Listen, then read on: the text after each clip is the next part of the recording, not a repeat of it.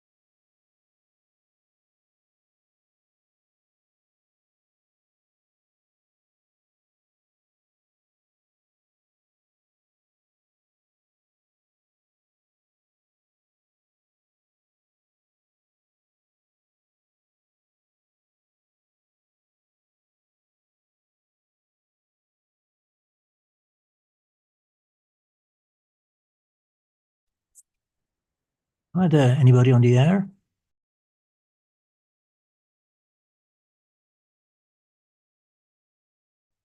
Hey, Roland. It's Rich. Hi, Rich. Don't see you yet, but I hear you and you recognize you from your voice. Hi. Yeah, sure. So I do correctly understand that today we will be without Martin, is that correct? Oh, I wasn't aware of that. Just checking my LinkedIn messages. It appears as if he's back on his way to Singapore, and we probably have to expect Frank Mattis again. But well, that's just what I read. Oh, yeah, I saw something about Frank, but I was I wasn't really paying attention, I guess, to what I was reading. I I just remember him being mentioned, but Mhm. No, I also just read it 5 minutes ago. Um, every week I have to plan my time schedule accordingly. So about 10 minutes before the meeting starts, I'm able to tell whether I be able to participate or not. yeah, So sure. I was surprised as well. Christoph, you are in closer touch with Martin. Do you have any informations about the schedule today? Also not really. No, also just saw the LinkedIn post. So Okay. my impression is that he's traveling today and yeah, not able to join. Mm-hmm. Hi everyone. So Martin is traveling to Singapore on his way back, so he will not be able to participate. But we can start off the discussion without him in a way. Yeah. Yeah, sure. Do you know whether Frank Mattis will be attending as well? No, Frank Mattis will not be attending, but it's the discussion for today can probably be a recap of what he presented last week. So it's a discussion focusing on that. That's what Martin has mentioned. Okay. Okay. So let me just read up a little bit.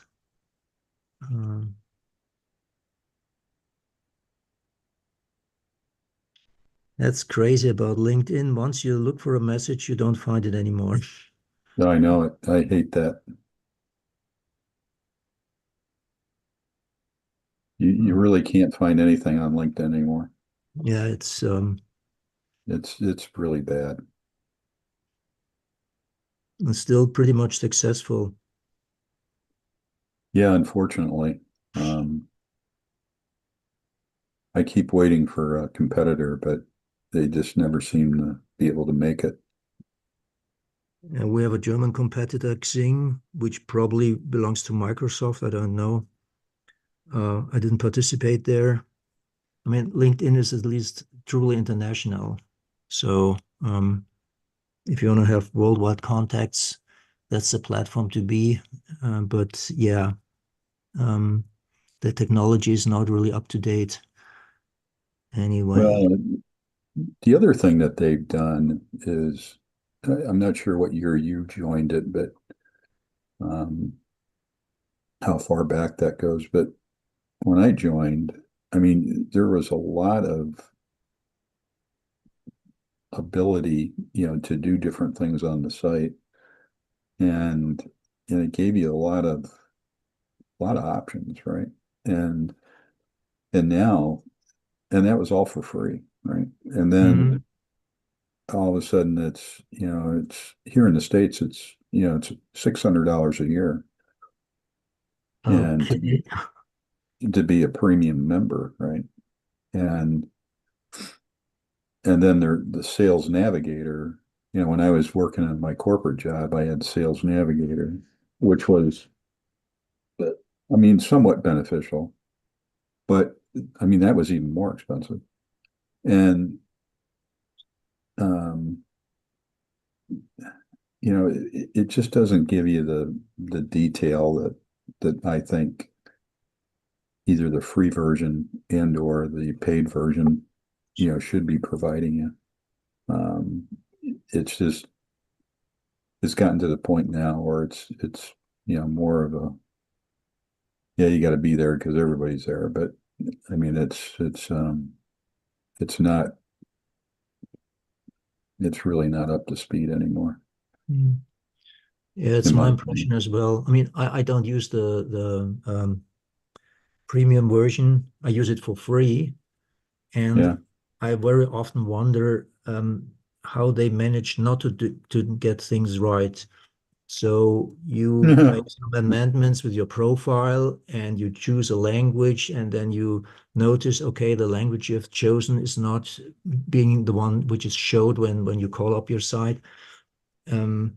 We also had these problems when Martin was running the 4x4 on LinkedIn, where he, as a paying administrator, was locked out. So Yeah, not yeah, really yeah. recommended. And when I meet and connect with people on LinkedIn, usually the conversation very fast switches to WhatsApp or Telegram or whatever.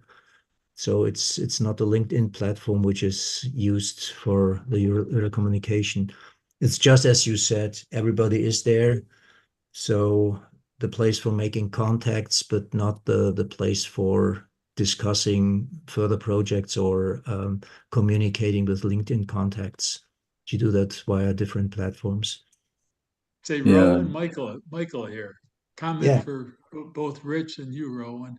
I think a lot of these apps, they've got a great strategy, great in terms of a free come on, okay, and then the sell of the premium, and it's kind of like 99-cent gallon of milk in the supermarket. So it's a loss leader when they get started, but they know that by charging for an upgrade, just like McAfee, virus protection, or any of the tools that sound great.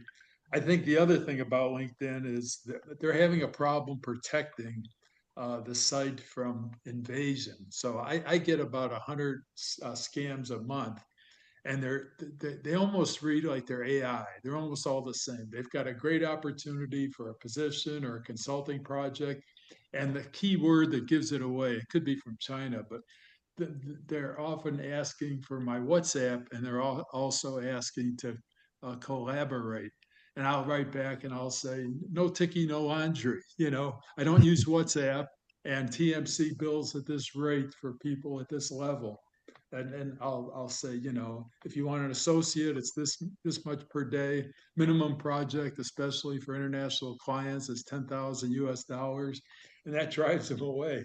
But I think there's so many, and you report these scammers, spammers, phishers, and when I report them, I'll say, they seem to be AI generated and all that. So sometimes LinkedIn will write back and say, yeah, it's a problem. And if you think about the size of I've been on it for over 10 years. So when you say messages are missing, I have that problem too. If I try and find a message for some guy that had an interest in a patent 6 months ago, he's gone, the message is gone. So if you think of the size, even with guys like Rich doing massive petabyte servers and all that, the size of messages for any of these, including Facebook, at least Facebook, you have to be friends to message, I think. But on LinkedIn, I think you have to connect now, first degree, to send messages back and forth. But I think I'm over 1,600 connections. And I think they have to purge the site. So, Roland, to your point, missing messages, I think that's just simply because after 10 or more years, they're overwhelmed with the amount of storage that they can provide to, especially people who aren't paying the $600, like Rich said. It's just compared to other sites out there like Instagram or Clubhouse, when Martin first had us sign up 4 years ago. Remember how bad Clubhouse was? So I think LinkedIn Oh, as a platform for 4x4 is working pretty well. And I don't know why Martin was suspended for a while, but maybe he did something that was verboten. Can't imagine well, that. well, it was because of his use of AI, um, transcribing the meetings. Oh, so that's forbidden, huh, Rich? In other words, storing it and using AI to take an audio of every hour, right? And that's a no-no. I don't know that much detail about it, but I just recall that there was, an issue because there was a AI transcription that he was trying to do, and LinkedIn didn't like, I guess, that AI agent, which is, Microsoft, right? So they're not going to want anything but their own, right? Yeah. From a business point of view, that makes sense. Censorship is interesting, just like the controversy over Jimmy Kimmel getting thrown off of network, prime times 10 o'clock at night. LinkedIn has censorship. So there's a site, a group of sites going around now talking about the $100,000 H-1Bs. And I wrote a couple of comments, and LinkedIn wrote back to me saying, be careful with your comments. So even a lot of people say LinkedIn is business only, but I think like Facebook, it's becoming political. There's all kinds of sites talking about visas and immigration and ICE, and it's it's a platform for people to start getting angry at each other. And I think it started out business only, but now it's become as a wild west, just like Facebook. And I think they're having problems keeping it professional and business only. Yeah, but Yeah, that's a I problem of don't, all. Please I don't know continue. how much, yeah, I don't know how much they're trying to keep it professional, frankly. Um, I mean, in my feed, I don't know about you, Michael and Roland, but in my feed, I see political messaging and political posturing, probably anywhere from 2 to 6 times a day. There's something in my feed, by someone, in a political nature. It's just really frustrating. Because it's just Well, noise. Rich, I get more texts for politics and people running for the midterm elections already and all that. LinkedIn seems to somehow I think they prevent the political spammers, but maybe it's because I'm blocking certain senders only. But my messages on business people who want to collaborate and the fact that they look like they're AI generated. So I just delete the conversation and they don't come back. There seems to be a lot of those that are trying to pick at U.S. businesses, and I think they're coming from China or Russia or maybe North Korea. Who knows? Yeah, I mean, frankly, if I'm successful in retiring at the end of the year for the second time, I'm killing my LinkedIn. Um, I'm so done with it. I mean, the problem with opinions, political opinions, you will find that on all social media. And after all, LinkedIn is nothing else than a social media platform. Okay, trying to keep it professional, yeah, that's one thing, but you cannot really block all the people. And Michael, what you said about your number of contacts, 1,500, something like that. I'm now at 250, and I started kicking out the first people because I don't even remember who they are. So that was my impression when I started with LinkedIn. Yeah, keep contact with professionals, professional contacts, and especially people whom you really met or who you talked to. But then you start accepting invitations from people whom you don't know. And after a while, you look at the person in your network and you wonder, hey, where did I meet this guy? Why am I connected to him or her? And that's why I started kicking out the first people, which I simply can't remember anymore. So if you keep an overview of 1,500 contacts, wow, congratulations on your brain. Well, Roland, a lot of them come from my profile. So some come because of patents, some come because of aerospace, some come because of alumni from universities I went to. So maybe I'm generous accepting, but I don't accept unknowns. Usually they say they know so and so, or they have an interest in biometric scanning or certain technologies. So after being on it, 10 years is a long time. I think I've got 1,700 followers. I'm not following anyone. I stopped following. I followed a few people that were really PhD gurus in aerospace and all that. And they followed me first, so I followed them back. But 1,700 followers. And, again, some of them are probably coming from China trying to steal intellectual property. I don't know why they're coming, but so I'm not a celebrity by any means. 1,700 followers is not a lot. Teenagers on Instagram have millions of followers, and if they're on TV, they get even more. So I'm not. They're out of my league. So 10 years is a long time. Okay. Oh, I just checked how many people I'm following. 6 people. That's not a lot. How many are following you, Roland? Ooh, how do I find that out? Just a minute. Oh, It's on the left. It says following and followers. You click each one, and you can actually get a list of people following you. It takes a while to download if you've got 1,000 like me. I just have the page here, persons who am I following? Okay, that's the 6 people. Then my 241 contacts. And I don't see how many people are following me. So this should It's be some it's different on the page. left. It's on the left, and I forgot it's on security or settings or your profile. There's an Mhm. icon on the left that says followers and following. You click on each one of those, and you can get a list. And Okay. some of my contacts in aerospace said, Michael, take off your last name. I looked one time and it sounded like one guy that was following me was from ISIS, and he was sending me messages about the F-35 and I blocked them right away. So one of the people I'm following, I'm still looking for my follower list, but one of the people I'm following, that's Erica Armstrong. She makes nice blogs about aviation. She seems to be an active pilot. And yes, you and I, we are into aviation. You know that? Yeah, Erica, by the way, she liked when I put a map up with every airplane in the air several months ago, and she liked that. She said, nice posting, Michael. It was a Okay. little airplane, and it was like thousands of airplanes all over the world.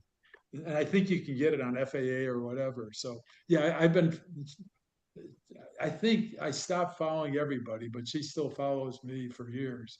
Yeah, she's in aerospace, and this guy on Mentor Pilot, who's a 737 pilot, we were following each other. And when I stopped following him, he wrote to me. He said, "Where are you?" I said, "Yeah, well," I said, "You can follow me, but I stopped following people." He does Yeah. crash investigations for every crash in the world for the last several years, or he Wow. posts his opinions about why planes crash. So it's an Mhm. interesting website. If he does crash investigations, he had a busy time in the last 12 months because Well, his site is he's still an active pilot. He's not retired. It's called Mentour Pilot.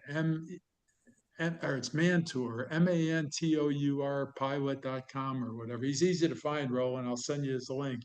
But he takes what NHTSA does with the investigations, but sometimes he's early.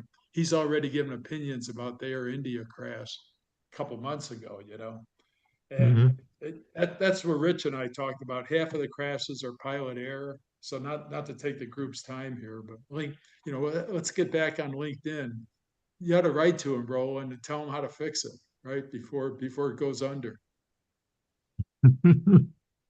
They don't pay attention. They don't even, when you contact them, they don't even acknowledge that you even contacted them.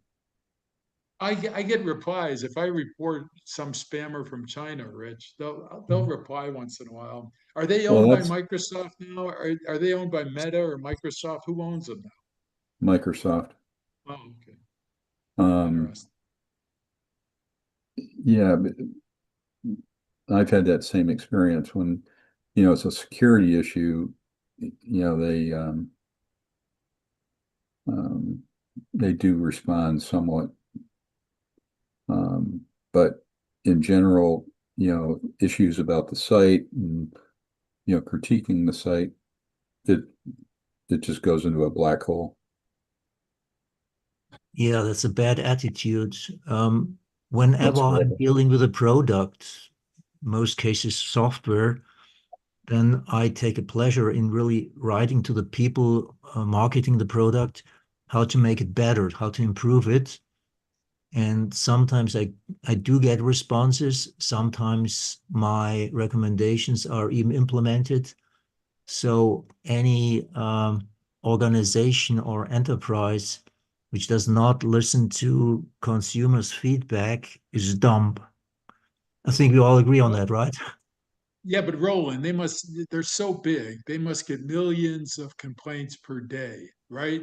You think of all the people that are students in India trying to get free courseware out of it, or they can't download a big file to get information for their company. I mean, they're so big and they're growing exponentially.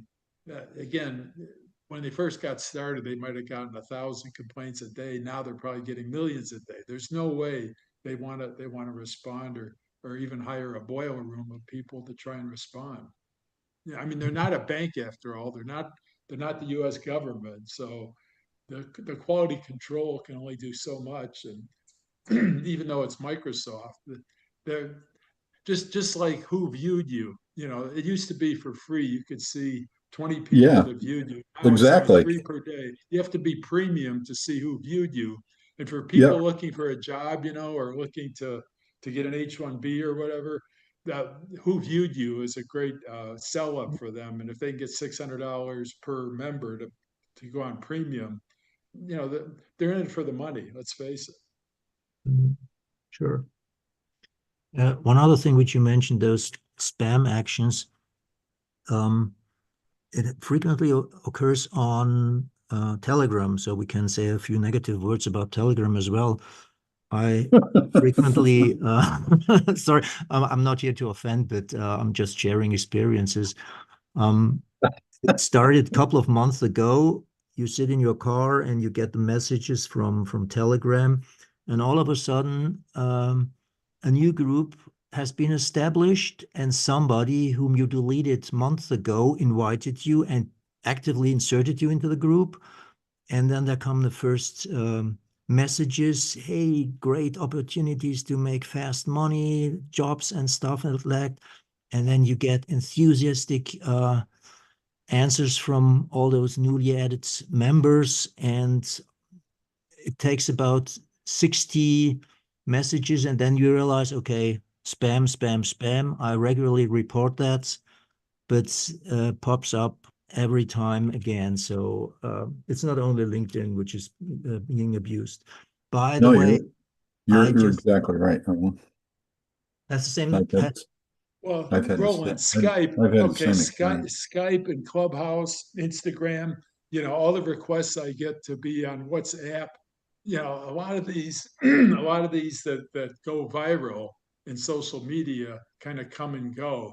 I don't even know, it was Skype owned by Microsoft, Rich? What happened to Skype? Are they still out there? Yeah, they're out there. Well, WhatsApp is similar to Just Skype, repeat. isn't it? Skype is not active anymore. It's not? No, it's not. As a matter of fact, they tried to coax people into using Microsoft Teams, but Skype is not active anymore. Oh, they killed it. Oh. That's weird. I had a hard time finding a cost-free and reliable solution for my father. But Skype, popular as it was, has been shut down. You know what else is interesting, guys? TikTok, it was on the news. Of course, Trump is involved with keeping TikTok alive and all that. But they said TikTok has 150 million users just in the United States. That's almost half the population. I can't imagine. Maybe they're double counting. Maybe people have multiple accounts. But with the teenagers, TikTok is really a big deal. Oh yeah. Yeah. I can imagine that number. So all those TikTok posts, I'm not on TikTok, but I see it secondhand. Yeah, those video clips which must be posted about how you prepared your sandwich, about how you danced in the night. Yeah, I can imagine that 150 million people in the United States are on TikTok. Well, it could have been misquoted. Roland, it could be worldwide, but worldwide it's probably bigger. And, for a lot of people, these sites are kind of entertaining. I think on Facebook, there's something called Reels now. So on your homepage on Facebook, you get on Reels, and there's a lot of cases of cops pulling people over. There's a lot of cases of ICE, sending people to Alligator Alley or whatever. So Reels on Facebook is something new. I never saw it. It came on about what 4 or 5 months ago, and I don't know if you guys have seen it. It's called Reels, Reels. Yeah, I've got a friend of mine. It's all video, and a lot of it's political. A lot of it is law enforcement. Some of it's military. It's kind of interesting because it's all video. It covers everything. I mean, you can find. I mean, I've got some friends that send me Reels like daily, and I mean, it's everything from dogs and cats to things about love life to I mean Well, Rich, I think I sent you some of the heavy guy drinking a beer talking about his marriage. I don't know if you've seen some of those. And he's got 2 or 3 of them every day, and they're hilarious. They really are. I don't know what it's called, but he's usually with a t-shirt and he's drinking a beer, and he makes these squints about his jokes and everything, and there's women laughing in the background, and it's often jokes about his marriage and his wife and that sort of thing. right. It's funny. So they're sort of a switch topics here, if you guys want to, and that is on LinkedIn, actually, I saw an article that was posted by somebody that was in my feed that was an article about a woman that was a student at Stanford, and she was a freshman and she was studying Chinese, and she was contacted by a guy that claimed to be a student at Stanford as well. She did some research, and this is in the Guardian from the UK, by the way. That's the source. And make a long story short, it's a story about how she was, being recruited by this guy to be a spy for the Chinese. Oops. Okay. And I mean, it was pretty informative. And at the end of the article, the Guardian was looking for other people to contribute, right? If something like that has happened to you. So I wrote them in a pretty lengthy expose on my experience on what, has happened on LinkedIn that, we sort of touched on this morning here with, not scammers per se, but I think some of them probably are some scammers, but these Asian ladies that are, between 32 and 37 years old that reach out to you, try to make contact and, basically start, from a professional standpoint, you look at their profile and it's every one of them's gone to, one of the Ivy League schools here in the US or Stanford or something like that. They all live in either Miami, LA, San Francisco, or New York. I mean, there's just a lot of common threads there across the board. So when I don't feel like working some days, I'll spend some time just doing that police work, if you would, right? And Rich, there's a pattern. There's a pattern. I think most of them are fakes. My suspicion is like you said, they're young females from China. There was a posting about 6 months ago about an army of young women in China who are basically spying on the U.S. They're trying to infiltrate our technology, our IP, or whatever. But what's interesting is the fake ones. They seem to all be fake. Like you said, Rich, they're from top business schools or technical schools. A lot of them claim to come from Germany. A lot of them claim to own wineries and they're partners in wineries in California and New York. I get about a dozen in the last year that are from a medical company called FarmFlex or whatever, and they sound like they're recruiters. I write back and I'll say, "You're the 12th person from FarmFlex, whoever you are," and so. But it's surprising a disproportionate number, Roland, claim to be from University of Hamburg or German universities. I don't know why that is. Maybe they're coming in on 4x4 in the audience, so we just don't know it. But there seems to be a pattern, and that the word collaborate is really interesting. Some say that they've got a friend that's looking to fill a position. Some claim to be recruiters. Some claim to be a partner with Deloitte in the recruiting division. And I'll say, look, my son-in-law works for Deloitte. I didn't know you're recruiters now. You know, some are offering career advice, but they want resumes that are more detailed than our LinkedIn profile. So, who knows what they're doing? They're probably working for the PRC, gathering information for 10 cents an hour. I don't know how they're getting paid, but they seem to be on a mission to infiltrate the U.S. And Roland, I don't know if you see the same thing, with your profile being in Germany, but they sure seem to be rating it. I've had other colleagues in aerospace compare notes with the messages they get, and they're starting to sound very similar. Maybe they're just going after aerospace. I have no idea.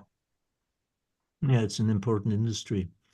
I don't get molested as much as you do. The usual things which I experience is that on maybe WhatsApp and Telegram, some unknown person, the nice Asian ladies, which you both mentioned, they ask me, do you have time? Are you free? I don't even respond because every response tells them there's an active account. So the most harmless intention of all could be they just want to know whether your account or your email address or whatever is active. And then they can sell it to some scam providing company, which knows, okay, there's an active address or an active telephone number. We can spam it. Yeah, that's the most. They want your contact information. Exactly. I've done a couple of experiments, and they're very responsive and really chatty. But once you give them your email and phone, yeah, they just ghost you, right? Well, a lot of them want WhatsApp for some reason, Rich. And I tested the water. So when I had a WhatsApp that I canceled a couple of years ago, before I canceled it, some of them would ask about after 2 or 3 messages back and forth, they would ask if I'm interested in talking with someone about cryptocurrency, and I'd write back and say absolutely not. Then they'd argue. They'd say, "Well, why not? I made a lot of money." So I think some of them are brokers for crypto. Bitcoin stock or whatever. It's bizarre. Yeah, these are actually very common, popular scams that are mostly operated out of Thailand and Laos. And the method that they are using is called pig butchering. So it's basically you are grooming a victim, especially with these fake accounts, and then you're trying to create an emotional connection, and then over time you're starting to build this emotional connection, and then after a couple of weeks or months you start to ask for money. And actually there's a lot of reports about the victims who fall for these scams, and they lost thousands of dollars on this. And usually Chris, the people on the other end are pig Say butchering. again, you called pig. How do you spell that? Butchering, like you're a butcher, you're killing a pig. Oh, pig butter. Huh. Interesting. Not butter, butchering. Yeah. So you're basically feeding up, or you are you're feeding a pig until it's fat enough, and then you start to butcher it for the money. And usually these people on the other side are slaves that are held in Myanmar and in Laos. These are mostly Chinese people that are kidnapped and then working in forced labor camps to do these conversations. Whoa. Well, I think of the year, there was a lot of press about that. Some of them are trying to escape China. Some of them, when they write to me, they'll ask if I'm single, that they're coming to Chicago. They want to take me to a Chinese restaurant. It's interesting. I'll write back and I'll say I'm twice your age. I'll say I'm twice your age, and I'm not interested in mail order brides. And then they'll write back. They'll say, "What's a mail order bride?" And I'll say, "Google it. Bye bye." By the way, I just realized that Martin has set up an agenda for us today. It's in the chat section. 3 questions. Well, where is he? He's not here though, is he? Hello, no, Martin. He's on his way back to Singapore in the airplane right at the moment, as it seems. So if you're interested, open the chat section and we can try to talk about these questions, or we can continue just talking about social media, crime, which invariably is linked to social media, as it seems. So in Germany, we have a different wave of crimes making heavy use of artificial intelligence. You get a phone call, and your daughter calls, and she says she has been involved in a car accident, and she must make a security deposit in order not to go to jail, and somebody will come, stop over at your door, and you give him the money for the security deposit. The voices have been artificially intelligence created, and of course, everything is scam. Well, Roland, that's happened in the U.S., but how do they get the daughter's actual voice print? Do they also call her to get her voice, and then they use that to scam and create one on AI? Well, Michael, that's so easy. We are talking about the TikTok generation. They leave their voice samples all over the Oh, internet. I And see. just 1 month ago or so, I read a nice article, not a nice article, this was not an article, it was some post, indeed on LinkedIn, what you can do. I mean, you post as a victim, as a future victim, you post some video, and the artificial intelligence scans everything which is visible in the room. For example, if you're in your private room and you show one of these famous dances which the kids are showing, and in the background on your table there's a letter addressed to you, the artificial intelligence zooms in, tries to identify the name. Or if you see a letter, you also have already the address.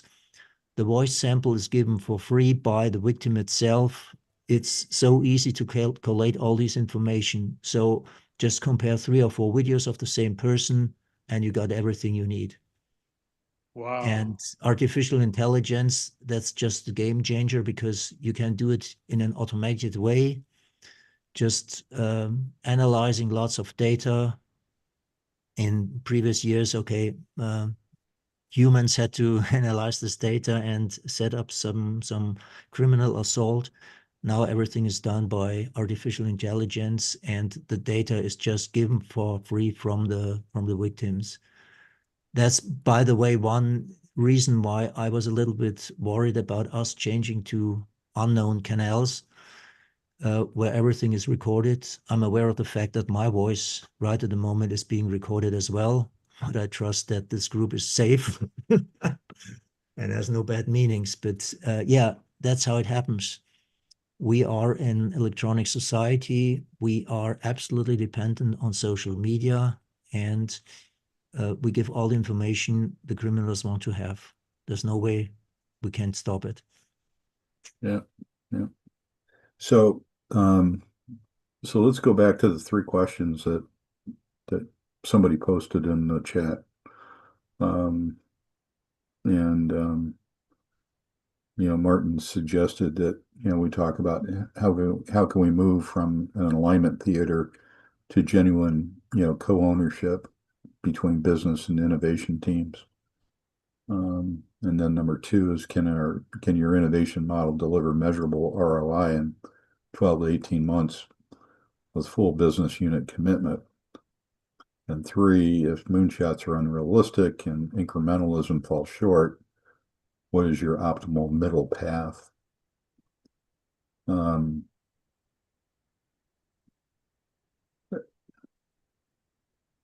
don't know. Well, hey, Rich, let me start. Co-ownership.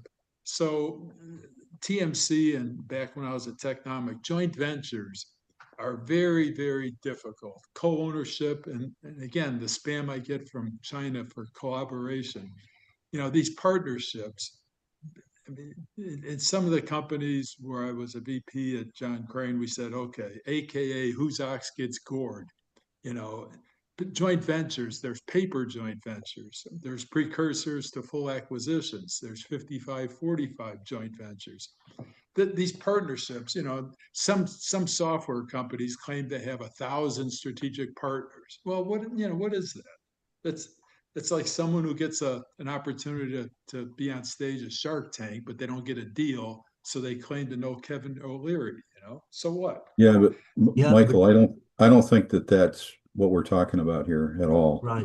Well, co-ownership is a joint venture with investment, I assume, to be No, No, I rigorous don't about think it, so. Rich. no, this co-ownership is inferring internally in a corporation between the now business and the innovation teams, which would be doing the new. Yeah, that's what I understood as well. I think But Frank was is there a talking legal about. document, Roland? Okay, so is it a handshake? Is there an NDA? Is there a legal document saying let's not hurt each other? How do you keep it just to the two in the room? Uh, do you really have to do that within the corporation? I mean, we are talking about, I mean, Rich, you have the same impression. We are talking about these rivalries within one corporation where the now team is generating money and of course wants to generate the money as long as possible, whereas the new team from the same corporation is trying to pave the way into the future. And this is the intra-enterprise rivalry. That's what I understood. I think, Rich, we are on the same page. And Michael, you think we are talking about different independent companies which have collaborations. So the co-ownership is the now and the new within the same corporation. Is that it? Yeah. Right. Oh, okay. So, my opinion on that is this, and that is from my experience with my corporate background and my experiences, I was always seen as part of that innovation team and the new, right? And we're always butting heads with operations, right? Because operations was just like, we're balls to the wall now, and you guys are going to bring something in here that we've got to make floor space for. We've got to do this, we got to do that, and we got to change everything. We don't have time for that because we got orders to fill, right? Well, hey, Rich, in one company, literally there was a wall. Okay, there was day-to-day product engineering, and like you said, they worked with sales and they had to meet orders and shipments and the catalog for this year, and automotive aftermarket parts was the vertical industry. But then there was a wall, and we'd walk around to the other side of the wall. But the wall on the other side of the wall was advanced product development, and it was typically development where the product launch is 3 to 5 years away. It was really advanced.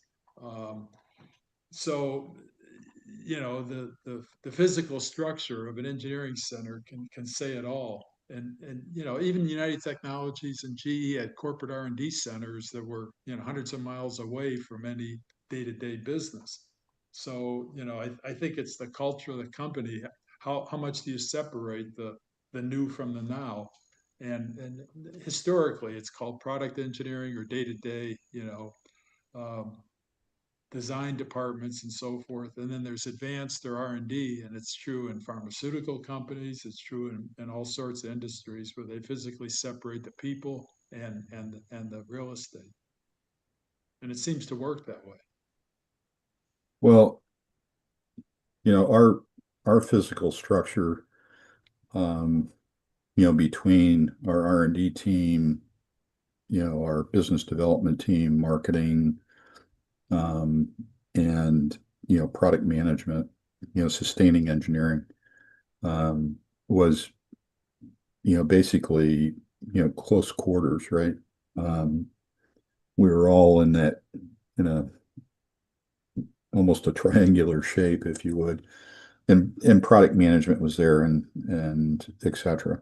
So basically the issue that I was trying to get to is that when we'd be talking about an innovation, if you had an innovation that was I'm going to say not closely being adjacent to existing business, but it was distant adjacent, or it was totally new out of the box, that's where we saw lots of friction with the ops team and as well as the sustaining engineering folks, right?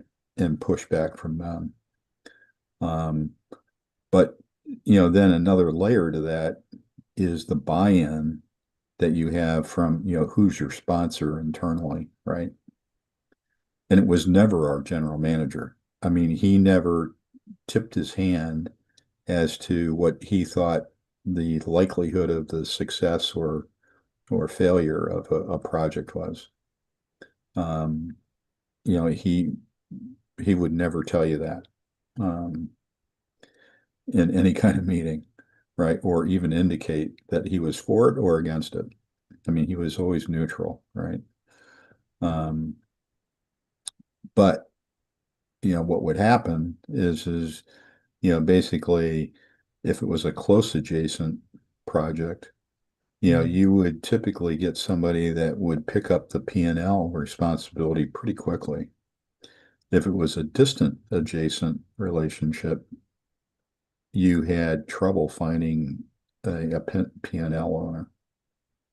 And in some cases, you would never have one until, the last minutes, right?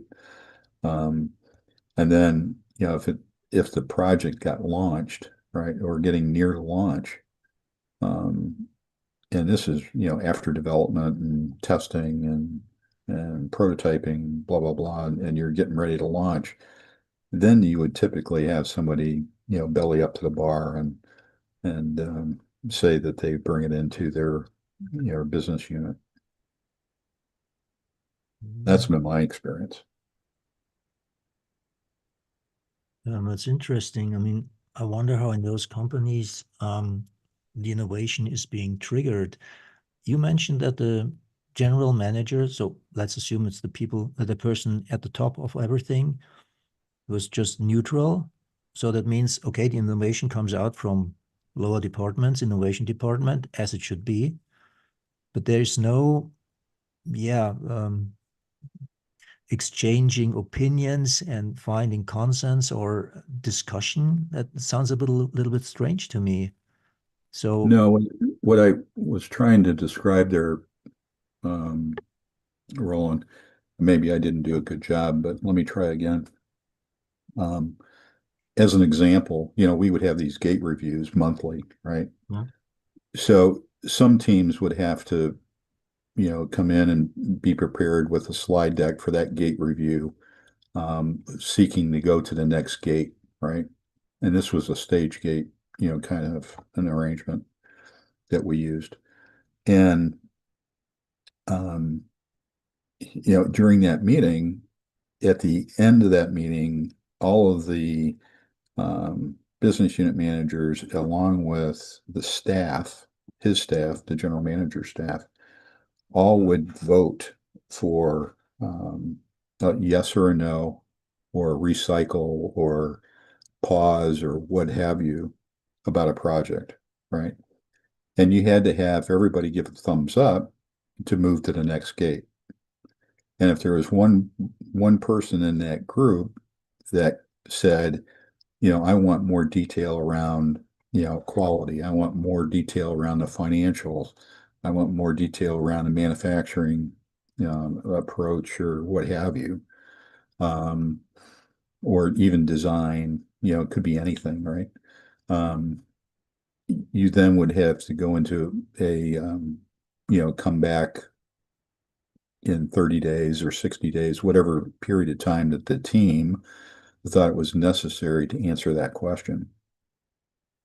And the only time that you would get him to acknowledge, either a yes or a no was after everyone else voted, right? So he was the last to vote because he didn't want to sway anything, right? Is what he always told us. And so he was holding, a project. Like, he never once walked into my office and said, I'm really excited about this project and what it can do for us. Not once. okay. He was just very coy and, keeping his emotions in check about a project. Once it went to launch, then he was, very, very much on board and very, very vocal about, hey, we need to make this thing successful and da da da da da, right? As one would expect, right? Because he's the GM. And the general manager is like a Geschäftsführer, of the division, right? In German terms. And Well, hey, Rich, what's interesting though? In some of these companies, the now and the new, I don't want to come back to the physical separation, but I just Googled IBM's 2024 spending was $7 billion on R&D. And I think of RCA before GE bought RCA. The Sarnoff Labs in Princeton was 1,200 PhDs on 300 acres. And it was only the new, not the now. But it's where radar was invented and TV. Xerox Palo Alto is another giant one. General Motors Research, another one. So, you know, the first EV1 came out of GM, the Tech Center, before it got to Chevrolet. GE corporate R&D in Schenectady, Lockheed Martin, who I work with, the Skunk Works in the upper desert of California. It's only program, and a lot of these corporate R&D centers are funded by the U.S. government. So Sarnoff Labs, after radar, you know, the government couldn't throw enough money at the David Sarnoff Research Labs that eventually got taken over along with RCA by GE. Now it's SRI. So these giant now versus new separations are a legacy. And again, I hate to cite the Fortune 50 examples, but you know, General Motors Research has been around for over 100 years, right? So, you know, I think the message is well written in our history, and I think European companies, Roland, you can comment also, but Bosch probably has a separation with people that are pure the new rather than the now. And BMW, you know, if Martin were here, I think he could tell us about research at BMW. And who was it, Rich? Did Frank come out of BMW, or someone in the 4x4 came out of BMW, right? Yeah, this serial inventor who invented the from side to side mega screen for the cars. Oh yeah, right.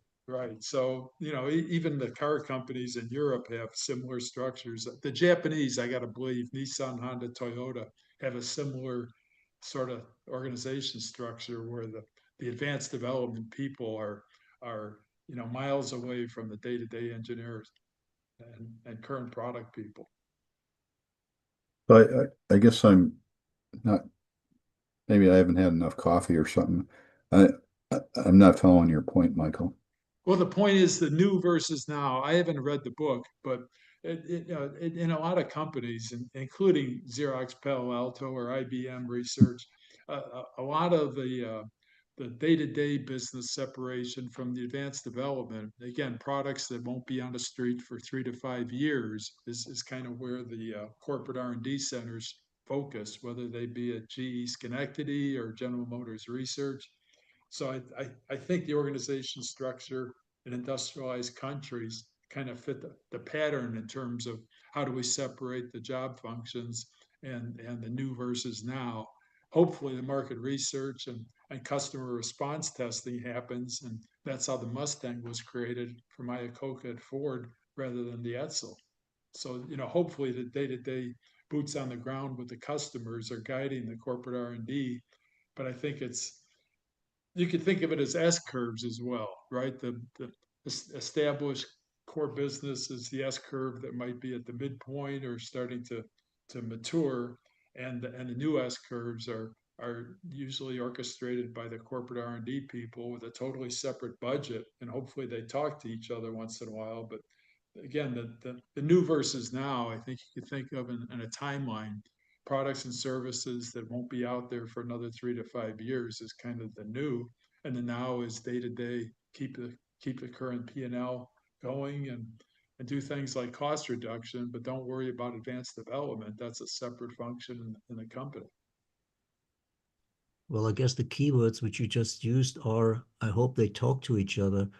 And coming back to that, I think that what you just described, Rich, in your second elaboration, after which I understood that concept much better, it seems as if the people talk to each other, and that, I think that's the key message. So if you have in these meetings, development team, operations team, sales team, if they are all in the same room, if they hear the same idea from the innovation team, I think that's the key to success. So the idea is presented, questions are asked, gaps have to be filled. So if there's something wrong or missing in the very optimistic report from the innovation team, then people with down-to-earth experience ask about how to produce it, how to store it, how to sell it. And it sounds like a pretty good concept to me. So was it successful in your eyes and in your experience?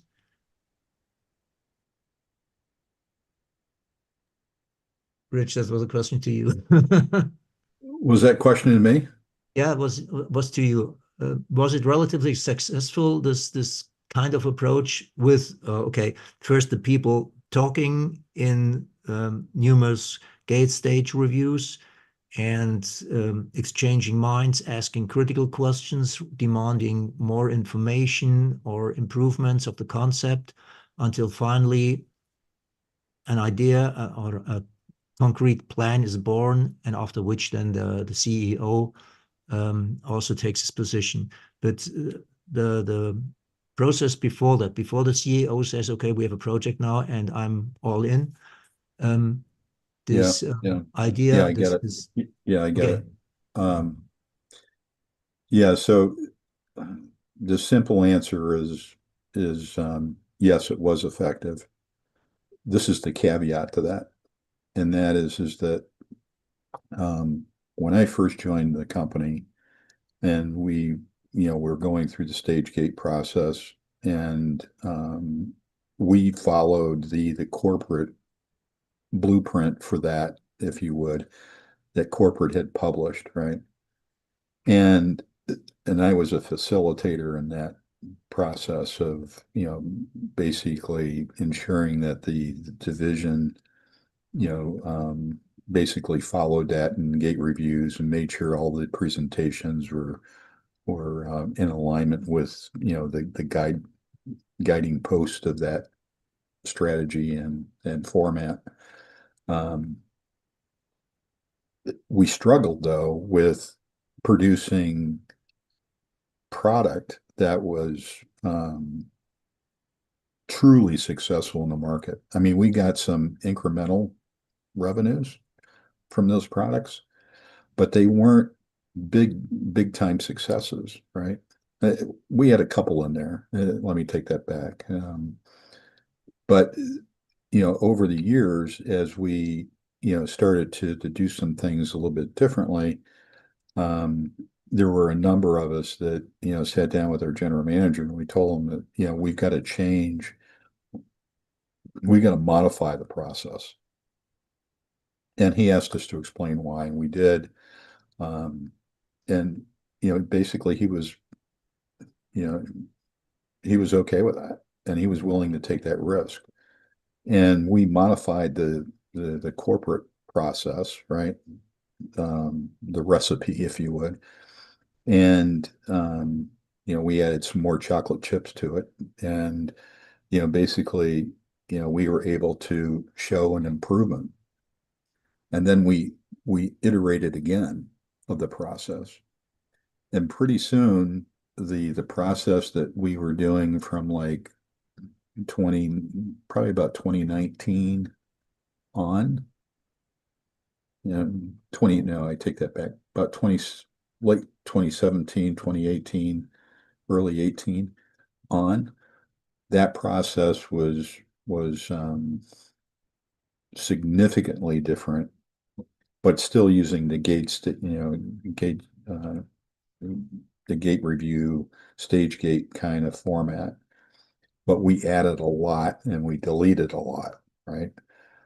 So we sort of refined the process and added some very interesting pieces to it. And we had much better success as a result of that. And then corporate started to, basically take note. And then they rolled out some of our changes that we made at a division level to the group. And then the group, basically rolled it out to the corporation.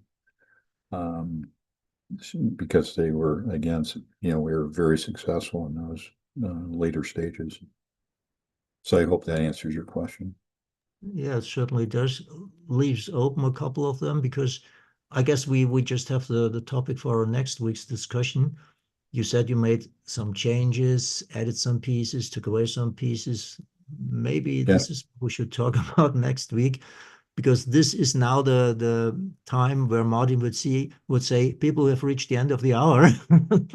Yeah, right. I Hey, thank you very we much. can go over. Hey, Rowan, we could go Yeah, a half yeah. hour. Yeah, Teachers out of let's go classroom. over it. That our act of defiance will be to go over a half hour, and then next week we can tell him we did an hour and a half in his absence. Okay, we can do that. I don't know whether or not we are shut down by Zoom, really. But yeah, Rich, would you like to elaborate on what you specifically changed in the phase-gate model, or should we save that for next week? We still have two other questions to address if we want. Yeah, Hey, sure. Rowan, before we go to number 2 and 3, Yeah. I have another observation with StageGate. What a company is doing in advanced development sometimes is kept top secret. So with StageGate, if you involve the customers in concept testing, all the wonderful things, before you know it, your competition in the world is going to be waiting for GM's electric car, the EV1, you know. So in some companies, the supply push instead of the demand pull is the innovation team. And again, Lockheed Martin Skunk Works, even with the Defense Department and magazines, it's hard to really get an idea of what they're working on because it's top secret. I think Sarnoff Labs at GE was similar with radar and with television. So, you know, the R&D activities of IBM are probably pretty well kept secret. For sure, it's AI, but they spent $7 billion last year. Hopefully, the shareholders have some idea where that money's going. But I think the phenomena in some of these companies is they think they're going to have the next light bulb or the next iPhone. So they keep. Was the iPhone made public before it launched? I have no idea if Apple, told the world that the heads of Apple and Steve Jobs was still alive, he'd get up there and talk about the next iPhone. But I don't know if the first one ever made public until the first one was out there in the Apple stores available for sale. You know, the publicity of product launch, there's one school of thought that says go out there and concept test it with the customer, but before you know it, every competitor is also trying to be involved in the race to the market and stealing your intellectual property. And Roland, in the world of pharmaceuticals, isn't it true that most of the drug companies keep their activities secret even through clinical trials until they're ready to get FDA approval? That's certainly true, but simply because of the reason the chance or the danger of failing in the last mile, so to say, is too big. So it doesn't make sense to announce something while you still cannot say whether you really will get the license to produce it. Sorry, everyone. It's 7 minutes past 11, so we have to end the discussion. Okay. So, yeah. Oh, we've got the Martin Schwager police person on duty here. Yeah. Okay, no problem. We enjoyed it. So we have still discussions to continue next week. Okay, people. Yes. Goodbye. Thank you. Good night. Okay, tell Martin we're sorry Thank for being naughty you. today. Bye. Okay, bye-bye. Bye. Bye-bye. Bye.